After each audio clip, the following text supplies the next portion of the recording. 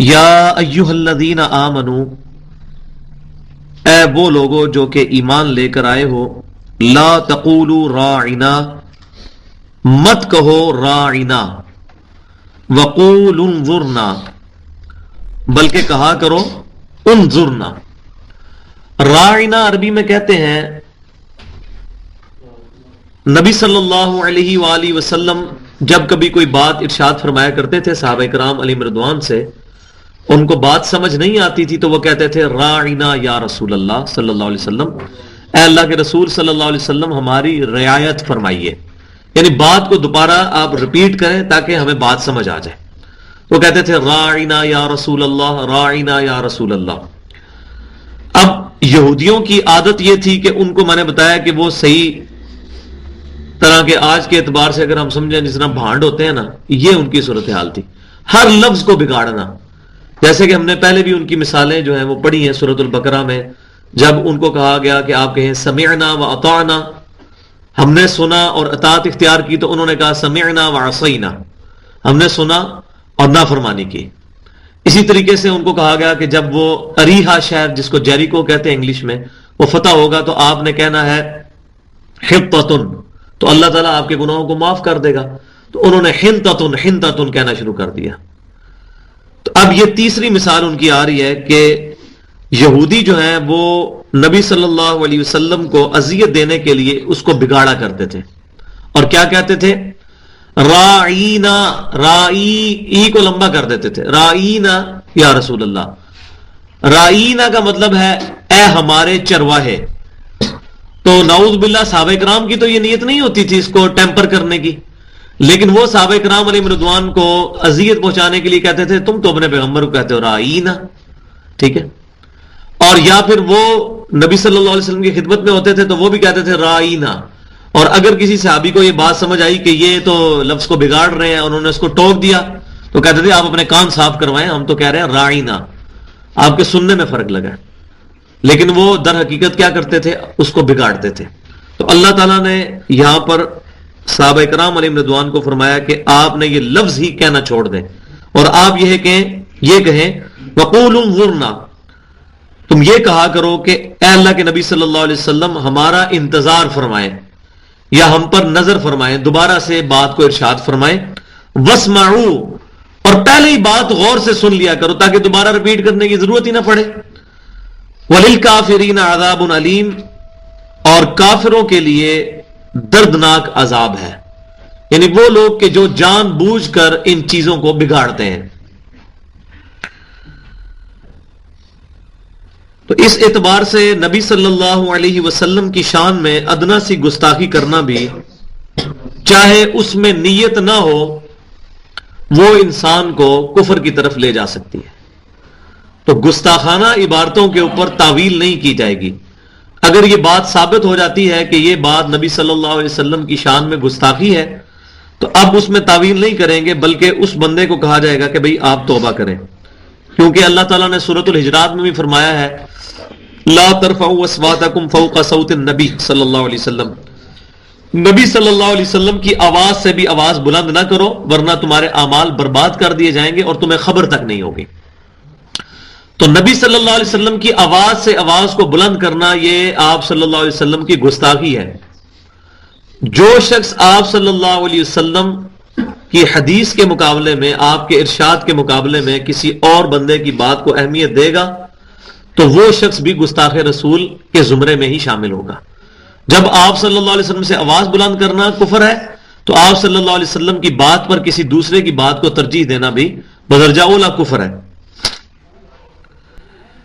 ما یود الذین کفروا من اہل الکتاب، نہیں پسند کرتے کافر لوگ جو کہ اہل کتاب میں سے ہیں، یعنی یہودی اور عیسائی، ولل مشرکین، اور نہ ہی مشرک لوگ، ان ینزل علیکم من خیر من ربکم، کہ تم پر تمہارے رب کی طرف سے کوئی خیر والی چیز نازل ہو، یعنی قرآن پاک۔ یہ جو آیات نبی صلی اللہ علیہ وسلم پر نازل ہوتی تھی، صحابہ کرام علیہ رضوان تو اس سے خوش ہوتے تھے، لیکن یہودی جو ہیں بالخصوص وہ جیلس ہوتے تھے کہ یہ آخری پیغمبر جو ہیں یہ بنو اسماعیل میں کیوں آ گئے، ان کو تو آنا چاہیے تھا بنی اسرائیل میں۔ پہلے بھی 1400 سال تک نبوت جو ہے وہ بنی اسرائیل میں رہی، تو یہ نبی بنو اسماعیل میں کیوں آئے؟ تو اللہ تعالیٰ فرما رہا ہے کہ ان کی کبھی خواہش نہیں ہے کہ تم پر نازل ہو خیر، اللہ تعالیٰ کی آیات تم پر نازل ہوں، یعنی کہ آپ صلی اللہ علیہ وسلم کی مبارک ذات پر، اور نہ مشرک اس بات سے خوش ہے. لیکن اللہ کا رول کیا ہے؟ واللہ یختص برحمتہ من یشاء، اور اللہ تعالیٰ خاص فرما لیتا ہے اپنی رحمت کے لیے جس کو چاہتا ہے. اب یہ ٹوٹلی اللہ تبارک و تعالیٰ کی مرضی ہے کہ وہ کس کو نبوت کا تاج پہنائے اور کس کو اپنا دنیا میں ریپریزنٹیٹو بنائے. اس میں کسی بندے کی خواہش کو دخل نہیں ہے. واللہ ذو الفضل العظیم، اور اللہ تعالیٰ بڑا فضل فرمانے والا ہے.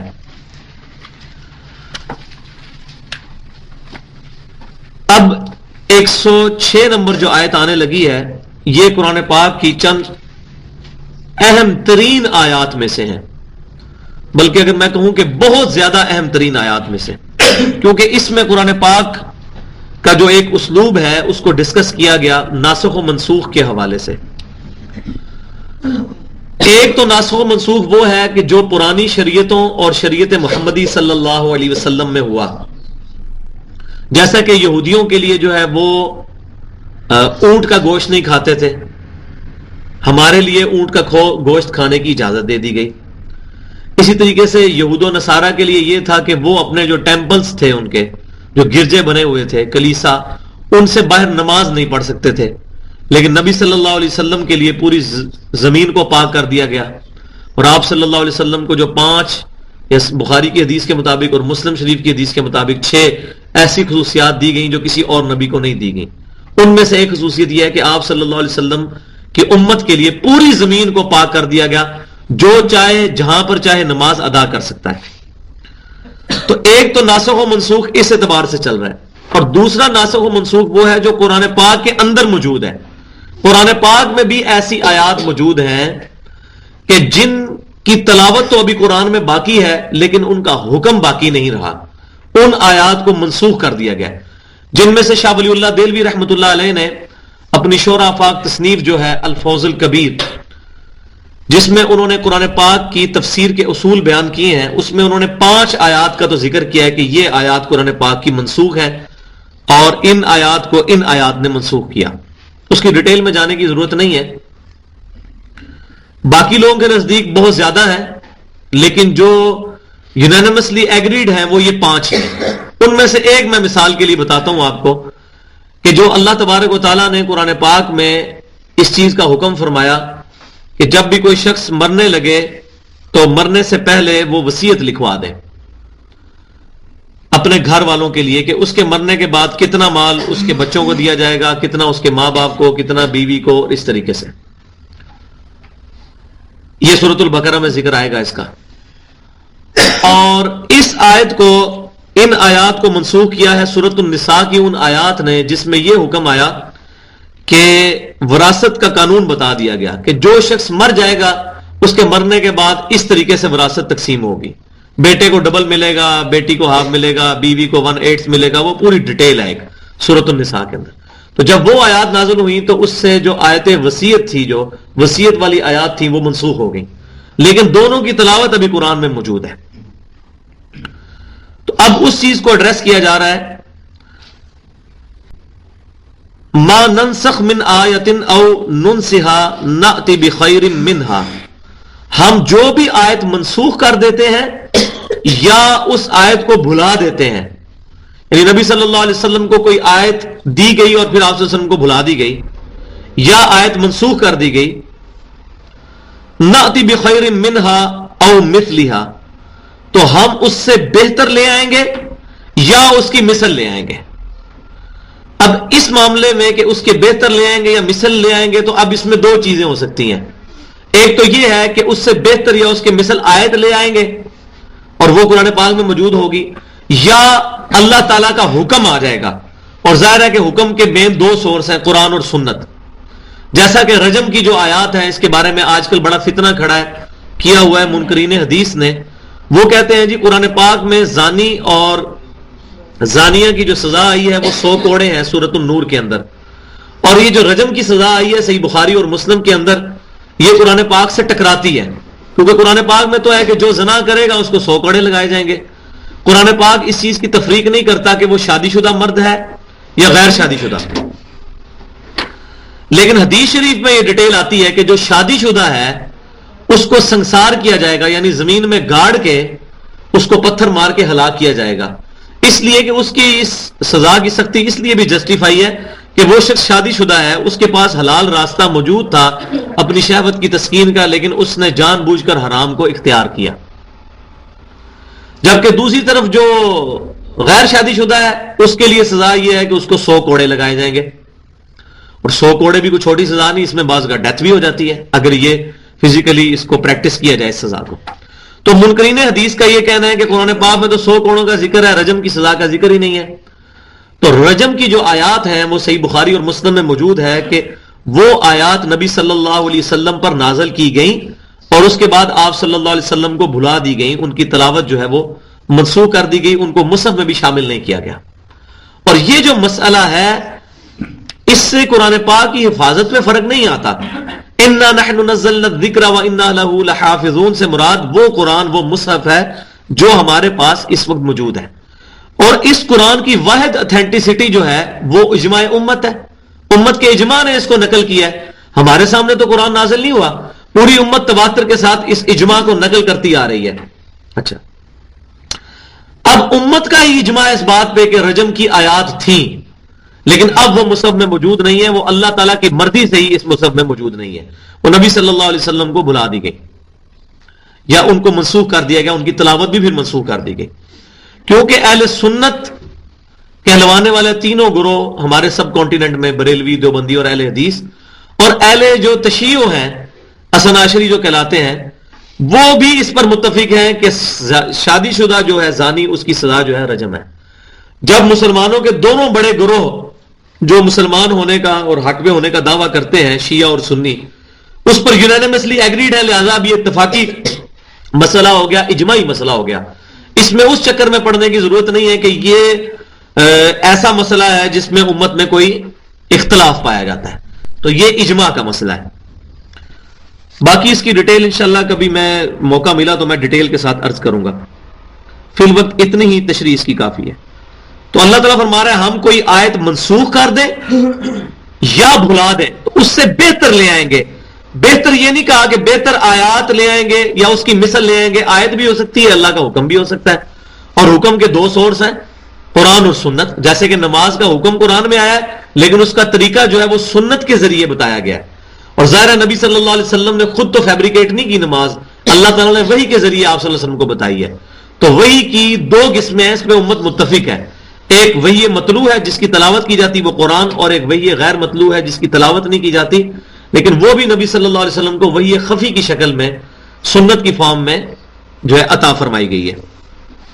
الم تعلم ان اللہ علی کل شیء قدیر، کیا تمہیں اس بات کا علم نہیں ہے کہ اللہ تعالیٰ ہر چیز پر قدرت رکھتا ہے. یہ بڑی کنکلوڈنگ جو فیکٹر ہے اس میں، علی کل شیء قدیر، یعنی اللہ تعالیٰ اس چیز پہ قدرت رکھتا ہے کہ وہ اپنی کسی آیت کو منسوخ کر دے یا اس آیت کو بھلا کر اس کی جگہ کوئی اور آیت لے. اللہ تبارک و تعالیٰ جو ہے وہ کسی چیز کا بھی پابند نہیں ہے، یہ اللہ تبارک و تعالیٰ کی مرضی ہے، وہ جو مرضی کرے. تو اگر پچھلی شریعتوں میں یہود و نصارہ کی شریعتوں کے اندر کوئی چیزیں حرام تھی اور اس امت کے لیے حلال ہوئی، جیسا کہ مال غنیمت پچھلی امتوں کے لیے حرام تھا، اس امت کے لیے حلال کیا گیا، یا اس طریقے سے پہلی امتوں کے لیے کوئی چیز حلال تھی اور اس امت کے لیے حرام کی گئی، جیسا کہ سجدہ تعظیمی پہلی امتوں کے لیے حلال تھا، اس امت میں حرام کیا گیا. تو یہ ٹوٹلی اللہ تعالیٰ کی اتھارٹی ہے کہ وہ جو چاہے مرضی کرے. تو اصل میں یہ جو سوشل ایوولوشن ہوئی ہے انسان کی، انسان نے وقت کے ساتھ ساتھ چیزیں سیکھی ہیں، اس اعتبار سے احکامات کے اندر بھی نرمی آئی ہے، اور اللہ تبارک و تعالیٰ نے پچھلی شریعتوں سے آسان جو معاملات ہیں وہ ہمیں عطا فرمائے ہیں، جس میں سب سے بڑی میں نے مثال بتائی ہے کہ ہم دنیا کے کسی بھی حصے میں قرآن پاک نماز پڑھ سکتے ہیں. اور یہاں یہ بات بھی ضمناً یاد رکھیں کہ جو شریعت کا بلو پرنٹ ہے، جو شریعت کا خاکہ ہے ابتدائی، وہ سورہ بقرہ میں کور ہو رہا ہے. ہم دیکھیں کتنے احکامات جو ہیں یہ اب شروع ہوں گے جب یہ مکمل ہوگا ہمارا یہ بنی اسرائیل والا سلسلہ 14ویں رکوع پہ جا کے. 14 رکوع جب مکمل ہوں گے اس کے بعد پھر اس کا جو فائنل جو کنکلوژن ہوا ہے وہ سورۃ المائدہ کے اندر جا کے ہوا ہے، اس میں تفصیلی احکامات آئے ہیں، اور پھر اسی میں وہ آیت بھی نازل ہوئی ہے الیوم اکملت لکم دینکم واتممت علیکم نعمتی، آج کے دن ہم نے تمہارے لیے تمہارا دین مکمل کر دیا اور تم پر اپنی نعمت تمام کر دی، اور تمہارے لیے اسلام کو ایز اے دین ایکسپٹ کر لیا، اس کو پسند کر لیا۔ الم تعلم ان اللہ لہ ملک السماوات والارض، کیا تم یہ نہیں جانتے کہ بے شک اللہ تعالی ہی کے لیے ہے بادشاہی آسمانوں کی اور زمین کی۔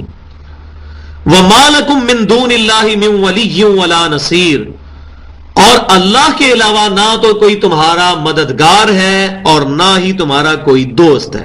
ولی دوست کے لیے بھی استعمال ہوتا ہے، مددگار کے لیے، اور نصیر جو ہے یہ مددگار کے لیے، یعنی حقیقی دوست اور حقیقی مددگار اللہ ہے۔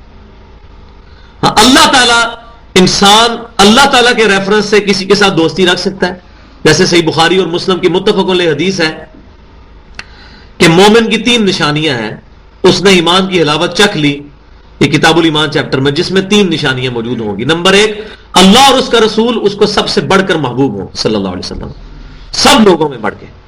دوسری چیز، دوستی بھی اللہ کے لیے اور دشمنی بھی اللہ کے لیے، یہ وہی چیز آ رہی ہے کہ اللہ کے علاوہ نہ کوئی دوست نہ کوئی مددگار، لیکن اللہ کے ریفرنس سے ہو سکتا ہے۔ اور تیسری چیز فرمائی کہ کفر کی طرف لوٹنا اتنا ہی مشکل ہو جتنا زندہ آگ میں جلایا جانا، انسان آگ میں جلنے کے لیے تیار ہو جائے، کبھی ایسا موقع آئے لیکن دین نہ چھوڑے۔ ام تريدون ان تسألوا رسولکم کما سئل موسیٰ من قبل، اے مسلمانوں کیا تم یہ چاہتے ہو کہ اپنے رسول سے ویسے سوال پوچھو جیسا کہ موسیٰ علیہ السلام سے پہلے پوچھے گئے تھے؟ اب موسیٰ علیہ السلام کو تنگ کرنے کے لیے کیسے کیسے کوسچن پوچھے جاتے تھے۔ ایک تو ان کو یہاں تک ڈیمانڈ کی گئی کہ ہم اللہ تعالیٰ کو سامنے دیکھنا چاہتے ہیں، تو پھر بجلی کی کڑک نے ان کو آ گھیرا اور وہ وہیں پر ہلاک ہوئے، پھر اللہ تعالیٰ نے ان کو دوبارہ زندگی دی اور ان کی توبہ کو قبول کیا۔ تو یہ مسلمانوں کو کہا جا رہا ہے کہ نبی صلی اللہ علیہ وسلم کے ساتھ کوئی ٹھٹا مذاق والا معاملہ نہ کرو، یہ اسی کانٹیکسٹ میں چل رہا ہے، اس میں کافی ڈیٹیل بھی موجود ہے لیکن اس کی ضرورت نہیں ہے۔ وَمَن يَتَبَدَّلِ الْكُفْرَ بِالْإِيمَانِ، اور جو کوئی بدل لیتا ہے کفر کو ایمان سے، ایمان دے کے کفر لے لیتا ہے، فَقَدْ ضَلَّ سَوَاءَ السَّبِيلِ، تو بے شک وہ بھٹک گیا سیدھے راستے سے۔ یعنی جس شخص نے بھی نبی صلی اللہ علیہ وسلم کے ساتھ جو دین کے معاملات ہیں اس میں مذاق کیا یا آپ صلی اللہ علیہ وسلم کو تنگ کرنے کے لیے کوسچنز کیے، مقصد سیکھنا نہیں ہے بلکہ ٹانٹ کرنا ہے، یہ کافی ڈیٹیل آگے آئے گی قرآن پاک میں کہ ایسا کیا جاتا تھا، تو مسلمانوں کو کہا جا رہا ہے کہ آپ اس اسلوب سے بچیں۔ اور کافر کیا کہتے تھے، یہ نبی معجزے کیوں نہیں دکھاتا جس طرح کے معجزے عیسیٰ علیہ السلام کو دیے گئے، موسیٰ علیہ السلام کو دیے گئے، یہ ہمیں پڑھ پڑھ کے سناتا ہے، تو اس طرح کے معجزے اس نبی کو کیوں نہیں دیے گئے؟ تو سورۃ الانعام میں اس کی ڈیٹیل آئے گی۔ پھر وَدَّ كَثِيرٌ مِّنْ أَهْلِ الْكِتَابِ، اور اہل کتاب تو بہت زیادہ یہ خواہش کرتے ہیں، لَوْ يَرَدُّونَكُم مِّن بَعْدِ إِيمَانِكُمْ كُفَّارًا، کہ کسی طریقے سے تمہیں مومن ہونے کے بعد دوبارہ سے کافر کر دیں۔ اور یہ وہ محاورہ بھی اردو میں بولا جاتا ہے کہ جس بلی کی دم کٹ جائے نا، اس کی خواہش یہ ہوتی ہے کہ ساری بلیوں کی دم کٹ جائے تاکہ وہ نظر نہ آئے کہ یہ کوئی نمایاں ہے۔ اب ظاہر ہے کہ لوگ تیزی سے ایمان قبول کر رہے ہیں، اور یہودیوں کی وہ جو ایک وہاں پر اثر و رسوخ بنا ہوا تھا مدینے کے اندر، وہ ساری چیزیں جو ہیں وہ ڈسٹرب ہو رہی تھی۔ تو اب یہ چاہتے تھے کہ کسی طریقے سے مسلمان بھی ریورٹ ہو کے کنورٹ ہو جائیں یہودیت کے اندر یا عیسائیت کے اندر، اس طریقے سے روب بیٹھ جائے گا مسلمانوں کے اوپر یہودیوں کا۔ تو وہ یہ چاہتے تھے کہ مسلمان جو ہے وہ کفر کی طرف آ جائیں، اور اس کی وجہ کیا تھی؟ حسدا من عند انفسهم من بعد ما تبين لهم الحق، ان کے دلوں کے اندر جو حسد موجود ہے اس حسد کی وجہ سے، جبکہ ان پر واضح ہو چکا ہے حق، تو حسد ان کے دلوں کے اندر کیا تھا؟ وہی جو میں بار بار ایڈریس کر چکا ہوں کہ یہ وہ خواہش کرتے تھے کہ یہ نبوت کا تاج جو ہے، ختم نبوت کا تاج، یہ نبی صلی اللہ علیہ وسلم کی بجائے کسی بنی اسرائیل کے بندے کے اوپر کیوں نہیں رکھا گیا؟ جب 70,000 کے قریب انبیاء کرام بنی اسرائیل میں آئے ہیں، تو آخری نبی بھی جو تھے ان کو بھی بنی اسرائیل میں ہی آنا چاہیے تھا، بنو اسماعیل میں نہیں آنا چاہیے تھا۔ تو وہ حسد کرتے تھے اس معاملے میں۔ حالانکہ من بعد ما تبین لهم الحق، اس چیز کے باوجود کہ ان کے اوپر حق جو ہے وہ کھل چکا تھا. ظاہرہ تورات کے اندر میں کئی دفعہ بتا چکا ہوں کہ جو تورات کے اندر اس وقت بھی جو اس کا جو کتاب الاستثناء ہے جس کو ڈیوٹرونومی کہتے ہیں، اس کی آیت نمبر 18 کے اندر یہ بات موجود ہے کہ موسیٰ علیہ السلام میں تیرے جو امتی ہیں ان کے بھائیوں میں سے، یعنی بنی اسرائیل کے بھائیوں بنو اسماعیل میں سے ایک پیغمبر تیری مانند اٹھاؤں گا اور اس کے منہ میں اپنا کلام ڈالوں گا، اور پھر آگے اور وہ اپنی خواہش نفس سے کچھ نہیں کہے گا مگر جو میں اس کو وہی کروں گا، جو قرآن میں بھی ہے ما ينطق عن الهوى ان هو الا وحی یوحى. اور پھر 19 نمبر آیت میں یہ ہے کہ جو کوئی اس نبی پر ایمان نہیں لائے گا میں اس سے پھر بدلہ لوں گا. اور بدلہ دیکھیں کہ اللہ تبارک و تعالیٰ نے اس وقت سے یہودیوں کو ذلیل کیا اور ان کی ذلت جو ہے 1927 تک تو بالکل کیٹاگوریکل جاری رہی. اب جا کے ان کے کہیں پاؤں جمنے شروع ہوئے ہیں. لیکن انشاءاللہ تعالیٰ جب دجال والا معاملہ ہوگا، عیسیٰ علیہ السلام اور سیدنا مہدی رضی اللہ تعالیٰ عنہ یا رحمت اللہ علیہ جب آئیں گے تو اللہ تعالیٰ یہودیوں کو ذلیل کرے گا ان کے ہاتھوں سے. تو حسدا من عند انفسهم من بعد ما تبین لهم الحق. تو اب مسلمانوں کو کیا کہا جا رہا ہے؟ فاعفوا واصفحوا، ان کو معاف کرتے رہو اور ان سے صرف نظر کرتے رہو، ان کو ڈھیل دیتے رہو. مطلب اپنے آپ کو اس چیز کے اوپر فکس نہ کرو کہ اب یہ یہودی جو ہے یہ تو اہل کتاب ہیں، یہ تو تورات پڑھتے ہیں، ان کو تو ایمان لے آنا چاہیے. اپنا ٹائم ان کے اوپر خرچ کرنے کی بجائے وہ تو پہلے ہی حسد کے ساتھ بیٹھے ہوئے ہیں. این ممکن ہے کہ وہ جو ہیں کہ جو سوئے ہوئے ہیں نا جی بیچ میں، ساتھ والے کی ذمہ داری ہے کہ ان کو اٹھائیں. واللہ یہ بہت بڑی بدقسمتی ہے کہ ہم یہاں ہیں اور یہاں پہ سوئے رہے ہیں. یہ جو چیزیں ایڈریس ہو رہی ہیں نا یہ آپ کو شاید پھر بعد میں یہاں ایڈریس نہ کروں، جب یہ آیات گزر گئی تو پھر گزر گئی. لہذا شیطان کی پوری کوشش ہے کہ سلایا جائے.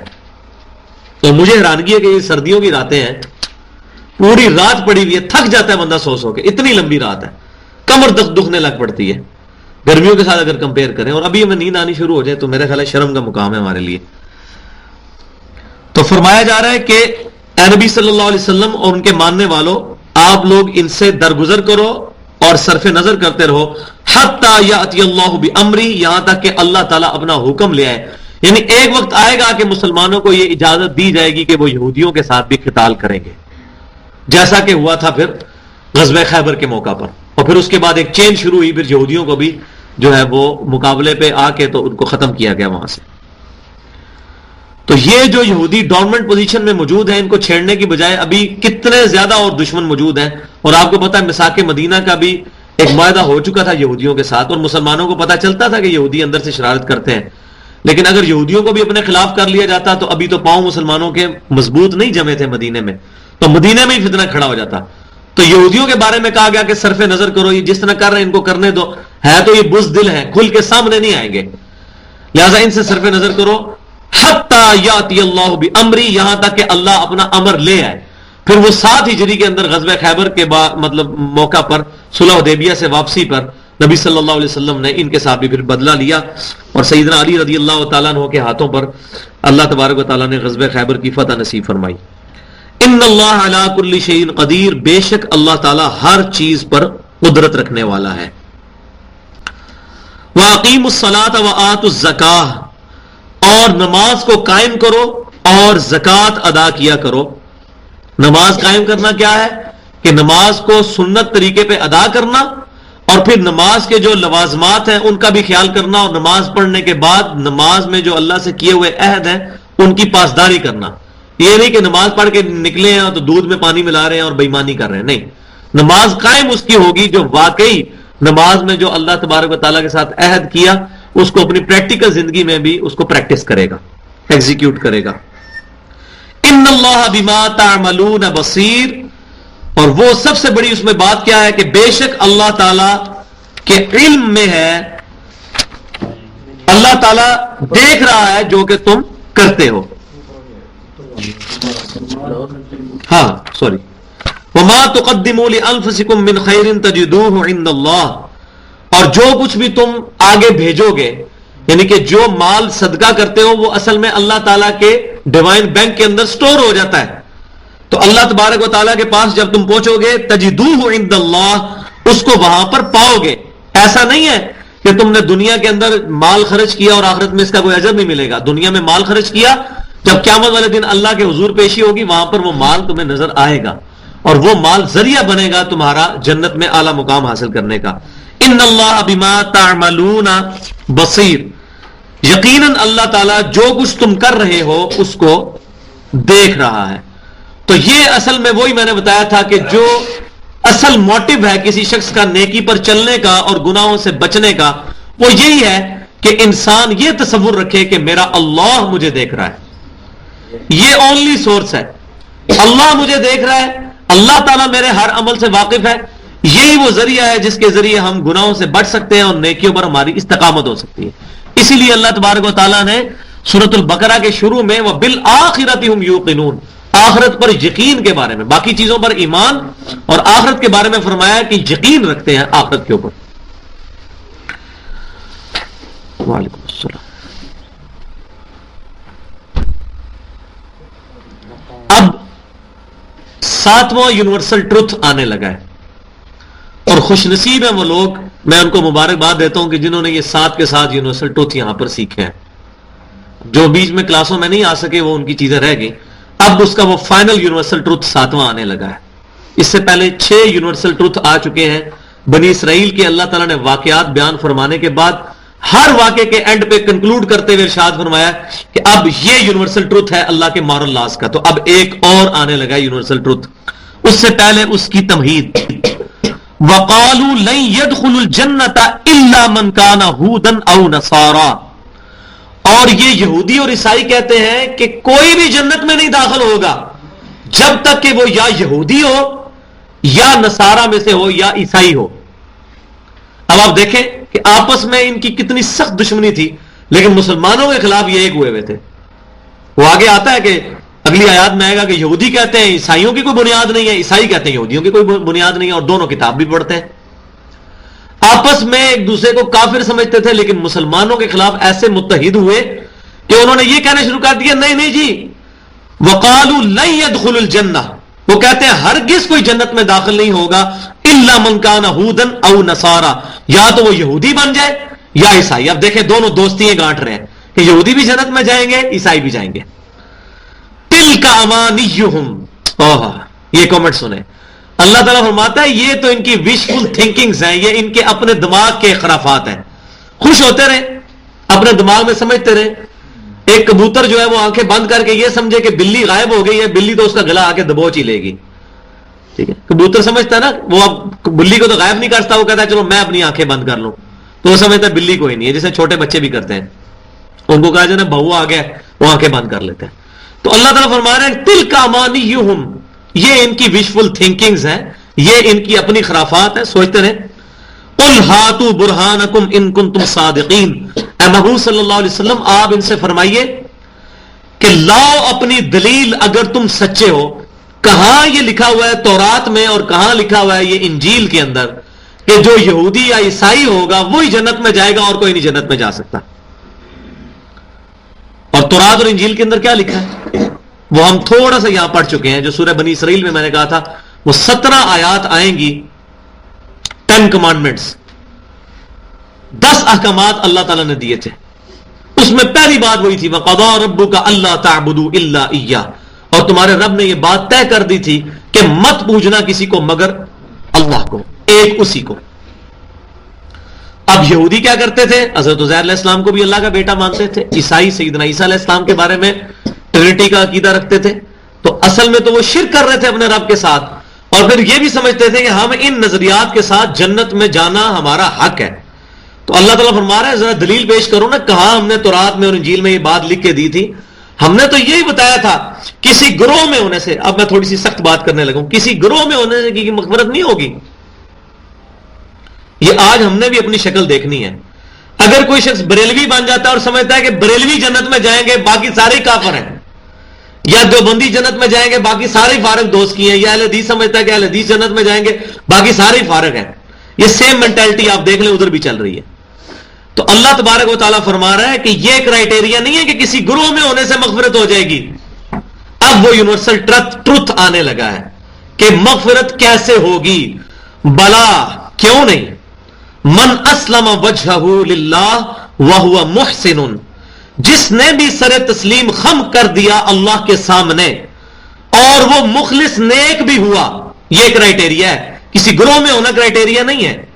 ایک بندہ مشرک ہے اور نبی صلی اللہ علیہ وسلم کا گستاخ ہے، چاہے وہ بریلوی ہے، دیوبندی ہے، اہل حدیث ہے، نجات نہیں ہوگی. اور ایک بندہ موحد ہے، نبی صلی اللہ علیہ وسلم کے علاوہ کسی کو اپنا امام نہیں مانتا، چاہے وہ پوری زندگی اپنے آپ کو بریلوی، دیوبندی، اہل حدیث کہتا رہے، کوئی فرق نہیں پڑتا، وہ جنت میں انشاءاللہ جائے گا. تو گروہوں میں ہونے سے مغفرت نہیں ہوگی. یہ یونیورسل ٹروتھ جو ہے، 7واں یونیورسل ٹروتھ میں کہتا ہوں، یہ پوری گفتگو کنکلوڈ کر رہا ہے کہ اصل مغفرت کس سے ہوگی؟